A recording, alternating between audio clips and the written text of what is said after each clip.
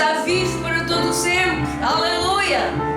Ele ressuscitou e hoje nós podemos celebrar com alegria, com paz no nosso coração, de que Ele está vivo para todo sempre.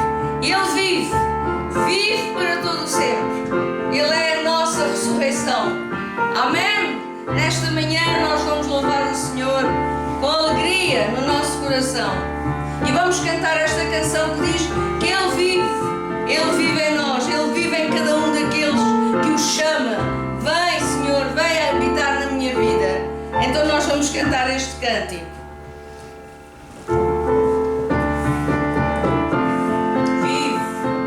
Vive, Senhor, em cada coração.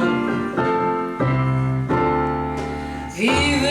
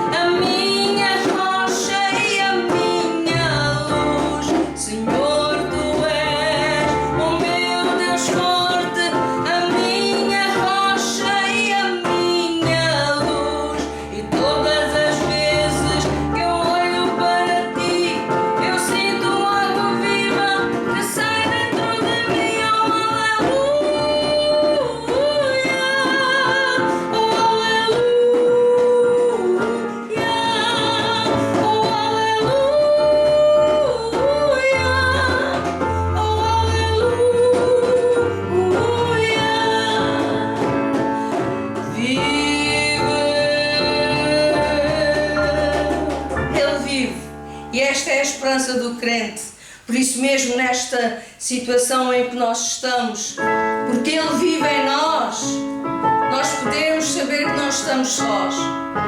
E eu oro para que todas aquelas pessoas que estão sozinhas e que são crentes, que elas possam ter esta certeza de que não estão sós, porque o Senhor vive em cada um de nós.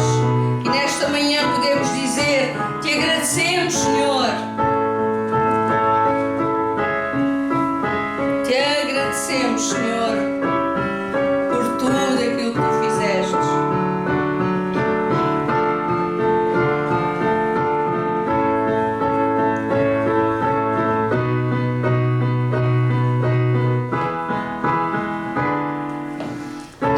Agradecemos, Senhor, pelo pão que nos dá vida, das lembranças a mais querida, prova linda de amor,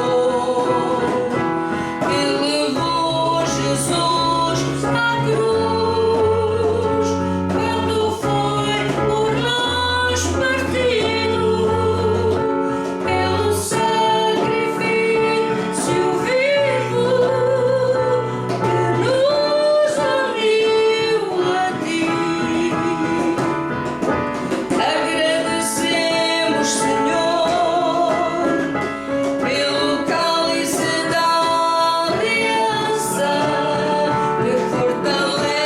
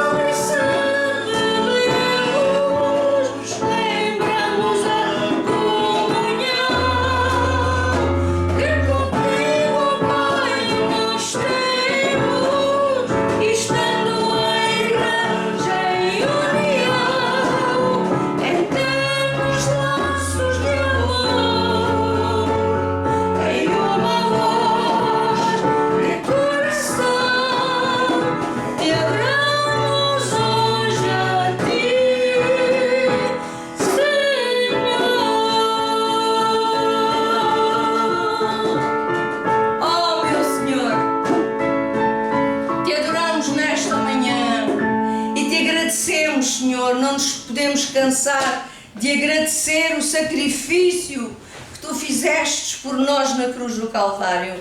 E nesta manhã de Páscoa, Senhor, nós queremos juntos louvar o Teu nome, bendizer o Teu nome, glorificar o Teu nome, porque Tu és Senhor das nossas vidas e és nosso Senhor eternamente, aqui na terra, e um dia quando nos encontrarmos contigo na glória, Senhor, esta é a esperança do crente. Nesta manhã, Senhor, neste dia de Páscoa, onde a Tua Igreja celebra a Tua ressurreição, nesta manhã queremos estar em paz e em alegria, conosco e com o mundo, conosco e com os homens. Nós queremos viver na Tua paz. Unge o Teu servo nesta manhã, quando Ele nos vem trazer a Tua palavra, que ela sirva de edificação para as nossas vidas, para que no nosso dia a dia nós possamos viver de acordo com a Tua palavra. Por isso, nesta manhã, Senhor, nós dizemos que queremos ouvir a Tua palavra, com ouvidos de ouvir, e não só com ouvidos de ouvir, mas com um coração aberto para ouvir a Tua palavra e deixar que ela possa permanecer no nosso coração nesta manhã, em nome de Jesus e para a Tua glória. E todo o povo diga amém, que assim seja. Amém. Amém. Ressuscitou verdadeiramente o Senhor. Esta foi a frase, foi o testemunho dos discípulos após a ressurreição. Estamos aqui à mesa. A comida ainda não está pronta, ainda não são horas, portanto, se quiserem passar daqui mais um bocado, são bem-vindos. Um de cada vez, claro. Eu gostava de falar esta manhã sobre um tema que é as garantias do Cristo ressuscitado. Há uma diferença entre o Cristo antes de ir à cruz, que já era naturalmente o Filho de Deus, e depois de ir à cruz. Porque depois de ir à cruz há uma diferença fundamental. Quer dizer que Ele concluiu a sua missão, concluiu a missão que o trouxe a este mundo, que o fez encarnar, tomar a forma humana, e sobretudo venceu os grilhões da morte, retornando à vida e tornando-se as primícias, ou seja, aquele que, por causa dele, em seu nome e no seu poder, nós também podemos vencer qualquer poder que esteja para lá de nós. Mas eu convido-vos a abrir a palavra de Deus em Mateus capítulo 28, que fala um pouco deste assunto. Mateus 28. Primeiro vamos ler os versículos 7 a 10, que diz assim: E depois imediatamente dizei aos seus discípulos que já ressuscitou dentre os mortos, e eis que ele vai adiante de vós para a Galileia, ali o vereis, eis que eu vos tenho dito. E saindo elas pressurosamente do sepulcro, com temor e grande alegria, correram a anunciá-lo aos seus discípulos. E indo elas a dar as novas aos seus discípulos, eis que Jesus lhes sai ao encontro, dizendo: Eu vos saúdo. E elas, chegando, abraçaram os seus pés e o adoraram. Então Jesus disse-lhes: Não temais, ide dizer a meus irmãos que vão a Galileia, e lá me verão.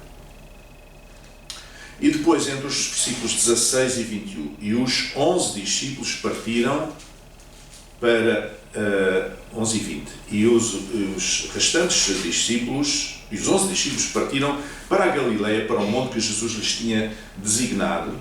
E quando o viram, o adoraram, mas alguns duvidaram. E chegando-se Jesus, falou-lhes, dizendo: É-me dado todo o poder no céu e na terra. Portanto, ide fazer discípulos de todas as nações, batizando-os em nome do Pai, do Filho e do Espírito Santo, ensinando-os a guardar todas as coisas que vos tenho mandado, e eis que estou convosco todos os dias, até à consumação dos séculos. Amém. Amém. Portanto, nós vemos que Cristo ressuscitou, venceu a morte, glorificando assim a vida como um dom de Deus. E agora há aqui uma coisa estranha. Diz que ele vai surpreendentemente para a Galileia. Porquê? A Galileia era a região mais a norte de Israel. No sul temos a Judeia, A meio temos Samaria e a norte temos a Galileia. E Jesus vai para a Galileia. E o que é que isto pode significar? Quer significar que Jesus tem sido morto em Jerusalém, condenado no templo em Jerusalém, pelo Sinédrio, pelo poder do templo. Ele agora vai para a Galileia. Isto quer dizer uma coisa, quer dizer que o centro de adoração deixou de ser Jerusalém. Já não era, digamos, Jerusalém o templo, uma vez que a partir de agora Deus busca adoradores que o adorem em espírito e em verdade, em todo o lugar. Em todo o lugar.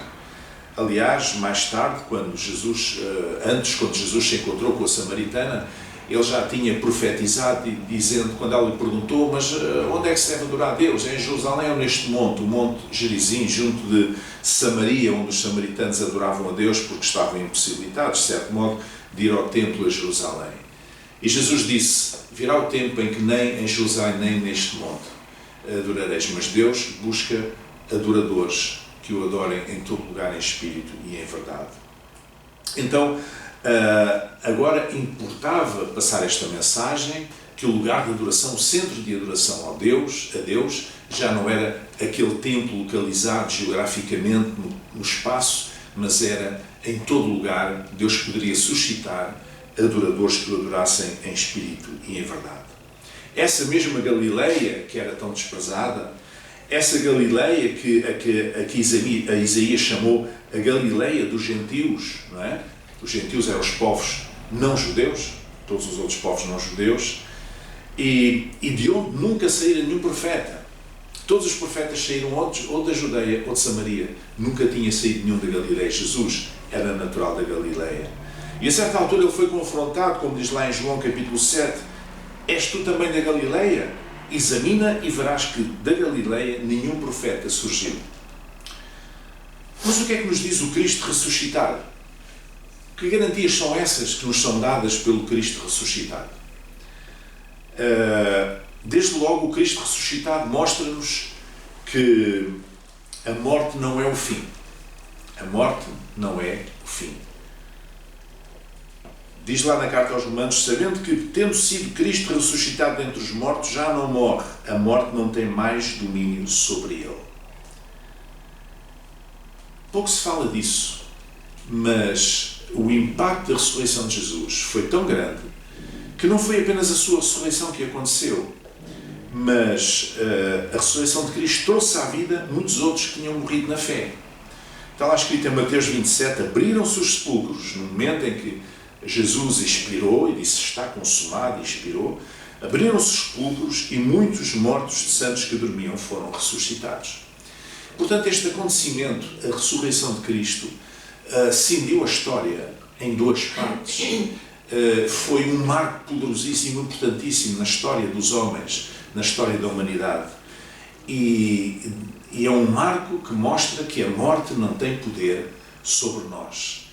Ou seja, que Deus é Senhor acima da própria morte. Portanto, o Cristo ressuscitado diz-nos que a morte não é o fim. Há existência para lá da morte, não será já na forma humana, mas a nossa alma persiste depois da morte. Mas o Cristo ressuscitado diz-nos também que tem poder sobre a morte porque é o Senhor da vida. Não é apenas porque combate a morte ou porque é mais forte da morte, não, é porque é o Senhor da vida. E nós devemos valorizar sempre a vida, não é? Diz lá no Evangelho de João, capítulo 10, que o ladrão não vem senão a roubar, a matar e a destruir. Referindo-se às forças do mal, às forças das trevas. Mas eu vim para que tenham vida e a tenham com abundância. Portanto, há aqui uma categorização do tipo de vida que Deus quer que nós tenhamos. É uma vida com abundância. Não é uma vida vegetativa, não é uma vida miserável, não é uma vida sem sentido, é uma vida com abundância. E o facto é que só pode gerar vida quem a tem. Portanto, Deus dá a vida porque Ele é vida. Jesus disse, eu sou o caminho, a verdade e a vida. Amém. A essência da própria vida. E, portanto, aquilo que Deus nos propõe não é uma vida qualquer, mas uma vida abundante, quer dizer, uma vida com sentido, isto é, uma vida que tenha um propósito. E também uma vida com substância, isto é, uma vida com conteúdo. tenha alguma coisa lá dentro, que não seja uma mera sobrevivência, seja mais do que isso. Por isso é que ganhar muito dinheiro ou adquirir bens materiais só por si, e até muitas vezes desnecessários, não é um propósito de vida que satisfaça as necessidades da nossa alma. Nem só de pão viverá o homem, mas de toda a palavra que sai da boca de Deus, dizem as Escrituras, não é?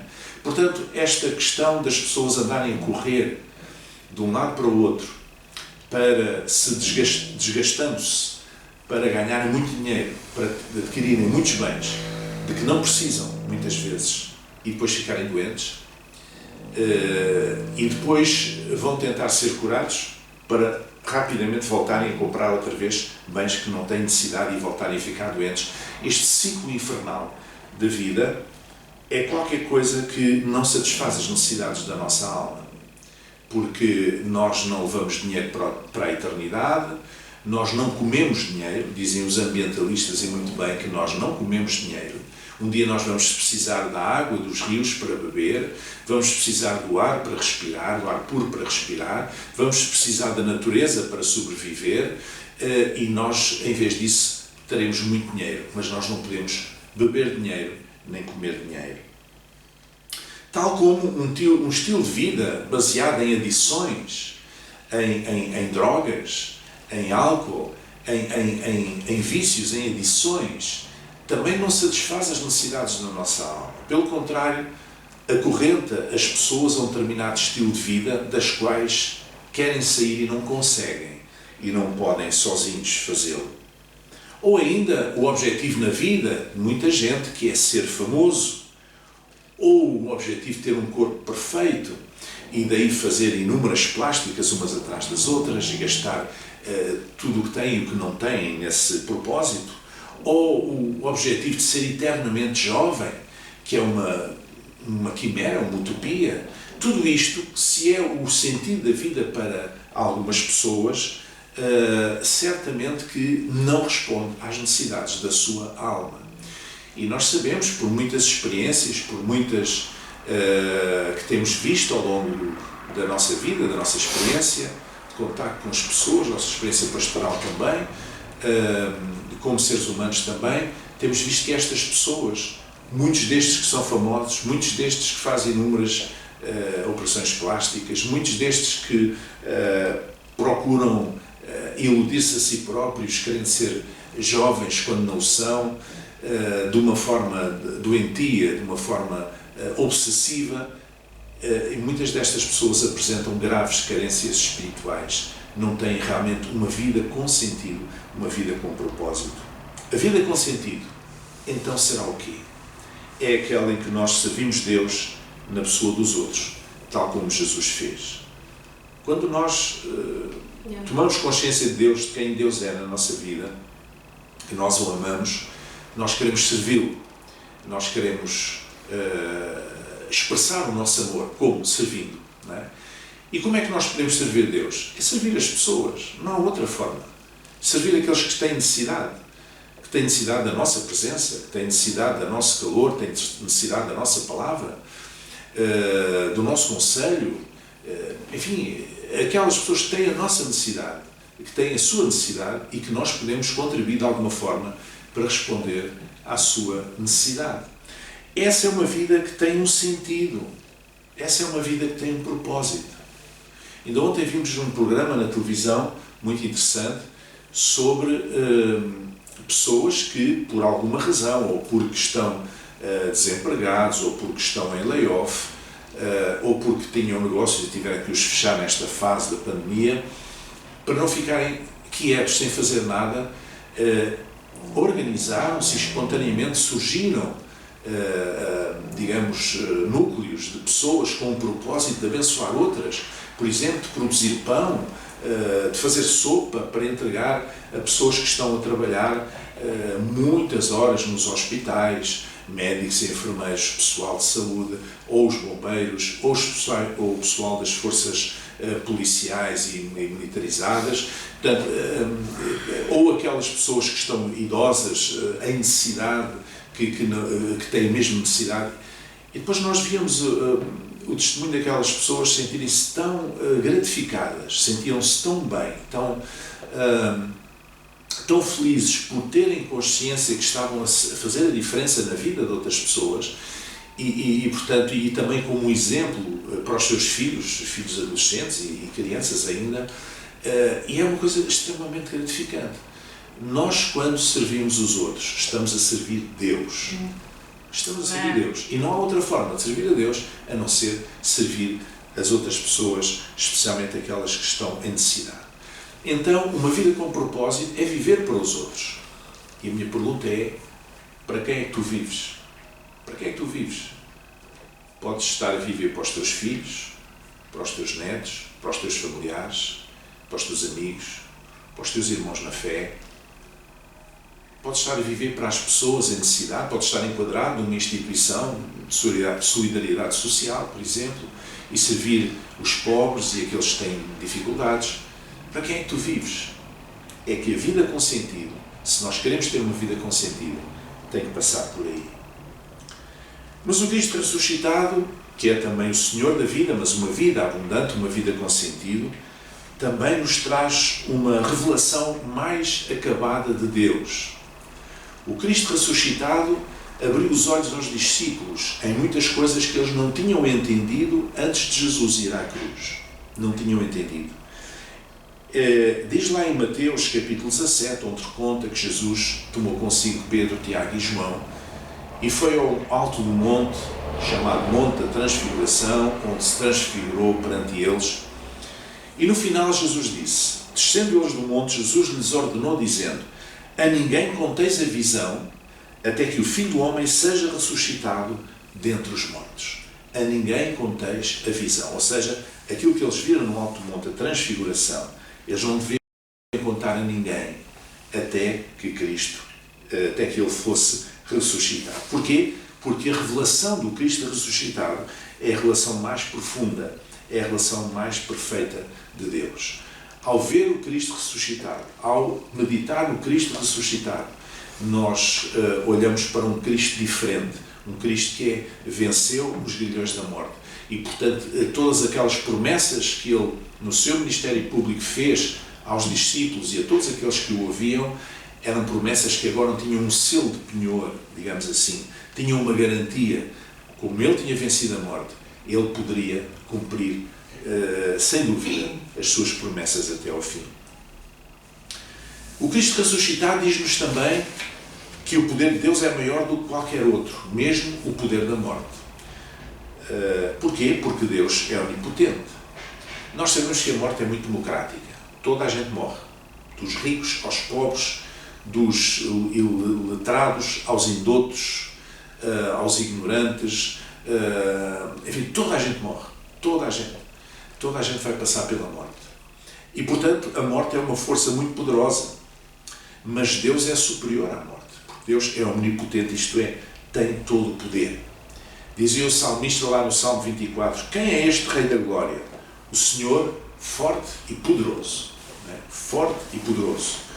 E já Isaías, 700 anos antes de Cristo nascer, lá no capítulo 9 do seu livro, diz que um menino nos nasceu, de forma profética, anunciando o nascimento de Cristo. Um menino nos nasceu, um filho se nos deu, e o principado está sobre os seus ombros. Portanto, ele será um príncipe. O principado está sobre os seus ombros. E ele chamará se chamará o seu nome, maravilhoso, conselheiro, Deus forte, Pai da eternidade, príncipe da paz. E eu sublinho, Deus forte e Pai da eternidade. Não é? Deus é todo poderoso e ele é mais forte do que a morte. E por isso o Pai ressuscitou Jesus Cristo dentre os mortos. E da mesma maneira nós temos uma promessa, que a vida não termina quando termina a nossa existência física, mas prossegue e Deus quer-nos na sua presença. O Cristo ressuscitado diz-nos também que tem urgência pelos menos relevantes na sociedade.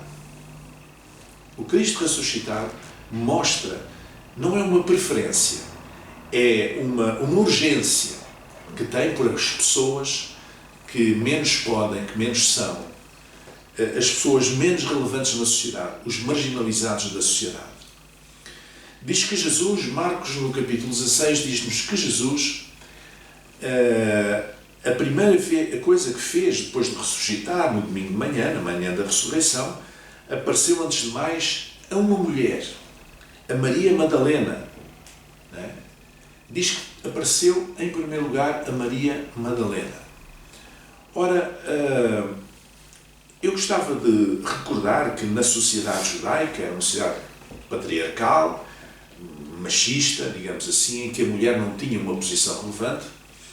Ainda assim, quando nós confrontamos a história do antigo Israel com os povos contemporâneos à volta, a mulher do antigo Israel tinha uma posição mais digna na sociedade do que a mulher tinha noutras culturas contemporâneas, mas ainda assim era uma sociedade patriarcal, era uma sociedade muito machista, onde a mulher não tinha qualquer relevância. Só por um pequeno exemplo posso dizer que uma mulher não podia ir perante um juiz sozinha, tinha que ir com um homem como testemunha, porque nenhum juiz no antigo Israel aceitaria o testemunho de uma mulher contra quem quer que fosse. Portanto, a palavra dela não era valorizada.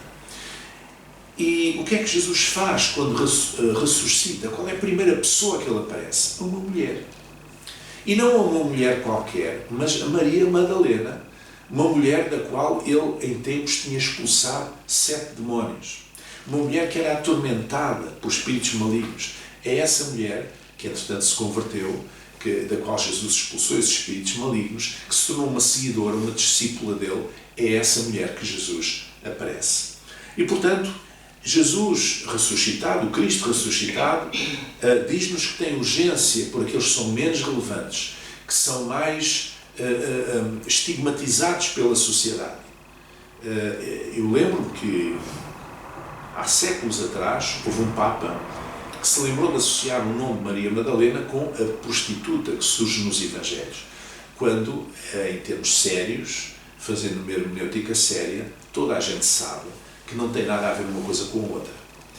Mas ele, para retirar, talvez com a intenção de retirar poder ou protagonismo a esta figura feminina, que é a Maria Madalena, nos Evangelhos, ele diz que ela é a prostituta para a estigmatizar, para a menorizar.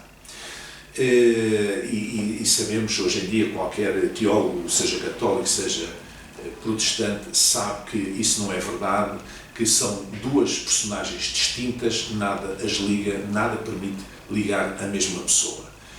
E portanto é uma mulher destas que está estigmatizada, que foi menorizada ao longo da história, que Jesus aparece. Isto quer dizer que ele tem urgência pelos menos relevantes na sociedade. Mas o Cristo ressuscitado diz-nos uma outra coisa ainda. Diz-nos que o melhor está por vir. O melhor ainda está por vir. Foi depois da ressurreição que surgiu o dia de Pentecostes, não é? Como todos nós sabemos, que marcou, selou a descida do Espírito Santo, que Jesus tinha prometido que desceria. Foi depois da ressurreição, foi já depois da morte e da ressurreição de Jesus. E isso permitiu a descida do Espírito Santo. Jesus ascendeu ao céu e o Espírito Santo desceu, permitiu que a expansão do Evangelho se verificasse entre as nações e, portanto, universalizasse a Igreja.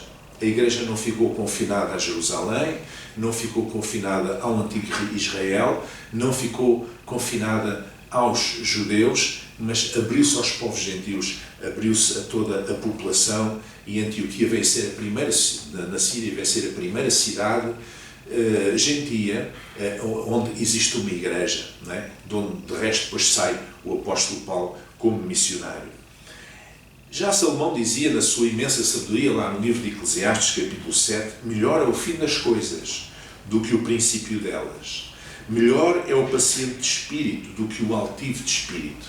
Melhor é o fim das coisas do que o princípio delas. E por isso o cristão está sempre a aguardar o melhor, porque o cristão tem em si uma virtude que é a virtude da esperança. A fé, a esperança e o amor são sublinhadas pelo apóstolo Paulo. A esperança é poderosíssima e por isso nós queremos que o melhor está por vir. E como diz Paulo lá na primeira carta aos Coríntios, as coisas que o olho não viu e o ouvido não ouviu e não subiram ao coração do homem, são as que Deus preparou para os que o amam. Ele fala numa perspectiva futura, numa perspectiva de esperança, porque de facto o melhor está por vir. E ainda o autor da carta aos Hebreus, lá no capítulo 6, versículo 9, diz: mas de vós, ó amados, esperamos coisas melhores e coisas que acompanham a salvação. Portanto, há sempre uma perspectiva de melhor, de melhoria, de alguma coisa mais profunda, mais elevada, mais maravilhosa. E isto é-nos trazido pela esperança cristã. Mas o que é que dá substância à esperança cristã? É justamente o Cristo ressuscitado, que nos mostra que o melhor está por vir. E finalmente, o Cristo ressuscitado diz-nos que o nosso destino é um destino eterno. Ser fiel até à morte e dar-te-ei a coroa da vida, diz lá em Apocalipse. Esta ideia da coroa é baseada nos jogos gregos da antiga Grécia. Como sabemos, o Novo Testamento é escrito em grego e o tempo do Novo Testamento, o primeiro século, vivia-se ainda uma grande influência da cultura helénica, da cultura de influência grega, embora se estivesse no Império Romano, mas a influência da cultura grega prespassou praticamente todo o Império Romano. E, portanto, nos jogos gregos, os jogos, os jogos istmicos, os jogos olímpicos, vários tipos de jogos que existiam, e mais tarde, depois, no século XIX, os Jogos Olímpicos foram recuperados para a era moderna, como nós os conhecemos, mas havia vários tipos de jogos nas várias cidades gregas do Império Grego, e era uma delas era que o vencedor recebia uma coroa de louros. Portanto, e nós vemos isso na iconografia da antiga Grécia, nas imagens, nas estátuas, nas imagens a que temos acesso. Então, o vencedor recebia uma coroa de louros. Os jogos gregos era assim que proclamavam, digamos, o vencedor. Não havia uma taça propriamente, havia uma coroa de louros. E quando João diz em Apocalipse, para nós sermos fiéis até à morte e recebemos a coroa da vida, ele está a comparar a vida do cristão a uma corrida nestes jogos, uma corrida de fundo. E essa corrida de fundo, só aquele que chega ao fim, que corta a meta, em primeiro lugar é que recebe a coroa. Então nós devemos ir até ao fim para receber a coroa. Por isso diz: ser fiel até à morte e receberás a coroa da vida. O que é a coroa da vida? É a vida eterna na presença de Deus. A vida eterna na plenitude de Deus. Isso é a coroa da vida. E o Cristo ressuscitado demonstra e comprova que este é o nosso destino eterno. Então nós podemos dizer que o Cristo ressuscitado é estruturante na fé cristã. Portanto, chega de imaginar apenas o varão de dores que Isaías nos fala, chega de imaginar apenas o quadro da paixão e morte de Cristo. Vamos visualizar com os olhos da fé o Cristo glorificado. Amém. O Cristo eterno, que nos preparou um destino eterno na presença de Deus. Amém? Amém. E, portanto, a Páscoa é um momento tão importante na vida cristã, porque é a garantia de que nós, como Jesus venceu a morte, nós venceremos também todo o poder do mal que venha sobre a nossa vida. E temos um destino eterno que Deus nos preparou para todo o sempre. Amém? Possamos viver este dia como um dia de vitória, como um dia de bênção, como um dia de inspiração para a nossa vida. Em nome de Jesus. Amém. Oremos. Senhor nosso Deus e Pai, nós vimos à Tua presença em nome de Jesus, neste dia de Páscoa, este dia tão abençoado. Nós queremos, Senhor, glorificar-te, Senhor, por causa de Jesus Cristo, ó Pai. Glorificar pela sua vida, glorificar-te, Senhor, pela sua morte, Senhor, sacrificial e substituinte, Senhor. glorificado porque na cruz do Calvário Jesus tomou sobre si as nossas dores, os nossos pecados, as nossas doenças, as nossas insignificâncias. E ao terceiro dia Ele ressuscitou dentre os mortos, quebrando os grilhões da morte, manifestando o poder que há nele e garantindo-nos uma vida eterna. E por isso nós queremos, Senhor, realmente correr esta corrida, como os antigos atletas gregos faziam, chegar até ao fim, chegar até à meta, correr a carreira até ao fim, como dizia o apóstolo Paulo, para alcançarmos a coroa da vida, isto é, a vida eterna na Tua presença, Pai. Em nome de Jesus. Amém. Nós ainda vamos cantar um último cântico, mas queria ainda, antes de terminarmos, e no próximo domingo aqui estaremos para enquanto se mantiver este confinamento obrigatório, aqui estaremos com o nosso culto às 10h30 da manhã em direto, e depois também poderá ser visto, para quem não puder ver em direto, poderá ser visto no canal do YouTube da Igreja, chama-se Igreja do Jubileu, no YouTube. Pode ser visto esse e todos os outros que lá estão, cerca de 300 vídeos. E quero dizer também que quero vos desafiar a subscreverem o canal, ou seja, há lá um botãozinho que diz para subscrever, e assim, se vocês clicarem, receberão sempre notícia quando for publicado um novo vídeo no canal da Igreja, seja um vídeo especial, seja um vídeo de uma pregação, de um sermão, de um culto destes, seja uma entrevista, seja uma música, enfim, vários tipos, seja uma reflexão, o que for. Também queria dizer, para terminar, que nós vamos continuar com o nosso estudo da Epístola do apóstolo Tiago, da Carta de Tiago, às sextas-feiras. Portanto, à sexta-feira sairá sempre um vídeo com uma nova lição sobre a Carta de Tiago. Era a carta que nós iríamos começar a estudar justamente antes deste período de confinamento e, portanto, tivemos que parar as reuniões presenciais à sexta-feira e então começámos. Já estão 2 lições online e, portanto, esta sexta-feira sairá a terceira. Se vocês querem estudar a Palavra de Deus e com alguma profundidade a carta do apóstolo Tiago, então podem seguir. São vídeos de 20 minutos que ouvem-se rapidamente e são de grande edificação. Que Deus vos abençoe e vamos agora terminar com um outro cântico. Amém. O cântico que nós vamos cantar é um cântico de gratidão. Diz que por tudo o que tu tens feito, mas ainda muito mais por tudo aquilo que tu vais fazer. E nós vamos cantar este cântico para nos despedirmos. Eu desejo que passem um dia abençoado, o melhor que puderem, refletindo o amor de Jesus, refletindo tudo aquilo que Ele fez em nosso lugar, porque Ele é Senhor das nossas vidas, sempre, em qualquer circunstância, seja ela boa ou má, temos essa confiança de que Jesus é Senhor sobre a nossa vida. Por tudo o que tu tens feito e por tudo aquilo que tu vais fazer, Senhor, eu oro para que sim.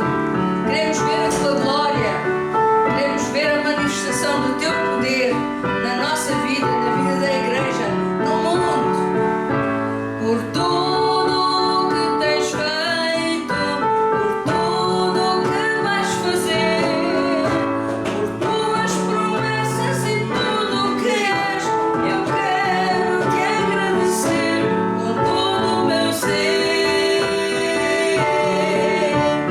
Agradeço.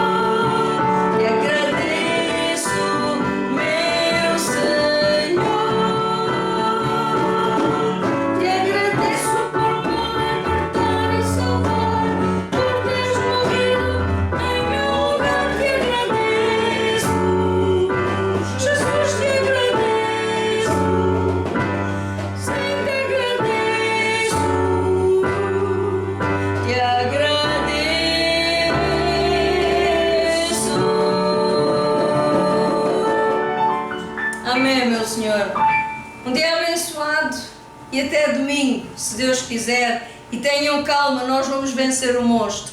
Mas façam tudo certinho aquilo que temos que fazer. Deus é fiel. Bom dia para todos.